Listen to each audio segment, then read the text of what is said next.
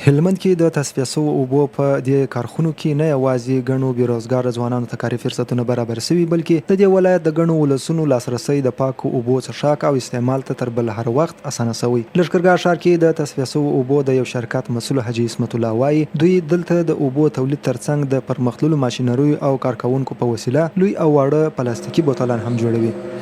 بسته بندي کوي او وروسته یې ښاریانو ته عرضه کوي. نوموړی وایي دلته لسګونه بیروزګاره ځوانانو ته د کار زمینه برابره شوې او لا هم غواړي تصفیه شوو اوبو د تولید برخه کې خپل فعالیتونه نور هم پراخ کړي.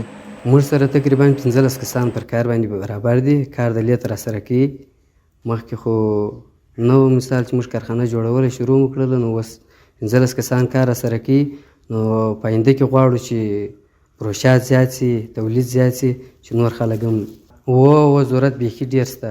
خلک ډېر دغه کې راځي پوښتنه کوي چې مثال اوبه شته راکوي.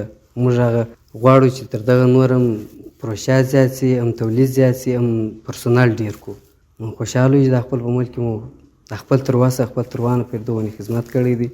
دغه راز د تصفیه شوو اوبو په یوه کارخونه کې پر کار بوخت ځوانان وایي خوښ دي چې د کار کولو زمینه ورته برابره شوې او له دې لارې کولی شي خپل کورنۍ اړتیاوې تر یو حده پوره کړي. کارکوونکي له ټولو ملي تجارانو او پانګوالو غوښتنه کوي چې په کور دننه پانګونه وکړي تر څو ځوانانو ته کاري فرصتونه برابر او نورو هیوادونو ته له ورتګ څخه راوګرځي.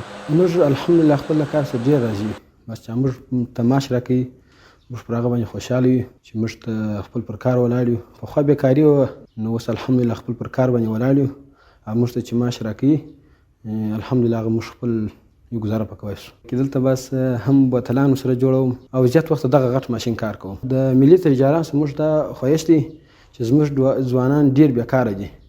نو چې داسې یو څو کارخانې جوړې شي هغه کسانان چې بېکاره دي.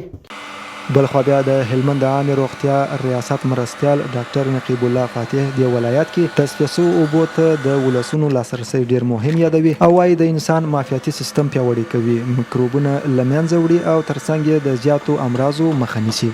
د ګرمۍ د شدید اسهالات سره دوی مخ کېږي. د دې خپل بدن کم قوی چې دغه د لاس ورکوي د ډېر سخت امراض سره مخ کېږي. عموما دا نه چې د دغه امراض سره نور هم د معافیت کمزوری کېږي او دوی به د نورو امراضو سره مخ کېږي. یعنې ډېرې مفیدې دي. ډېرې مفیدې دي. پاکې اوبه چې پاکې اوبو ته لاسرسی ډېر ښه دی.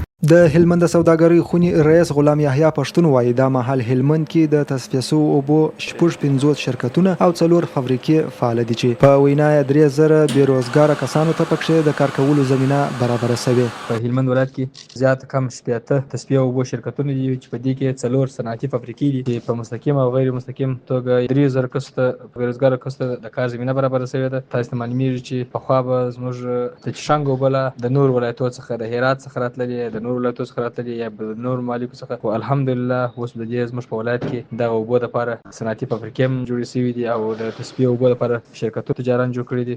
د یادونې وړ ده چې هلمند کې ټول 150 لوی او وړې فابریکې او شرکتونه فعال دي او په بېلابېلو برخو کې د پام وړ تولیدات لري او ګڼو کسانو ته پکښې کاري فرصتونه رامنځته شوي دي.